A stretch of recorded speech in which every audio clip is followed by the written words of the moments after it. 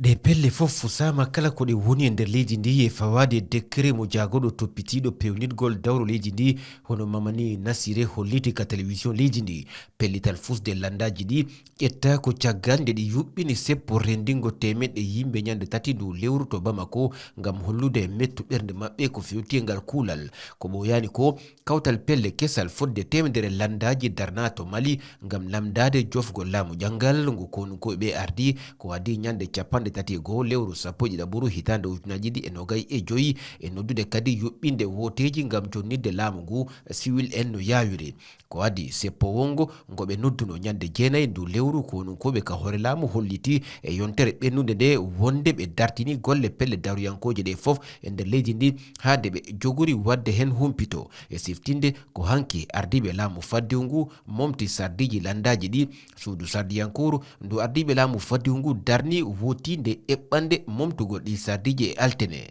hande e oɗo saaha ko hedde temeɗɗe tati landaji politique bendita e nder leydi Mali.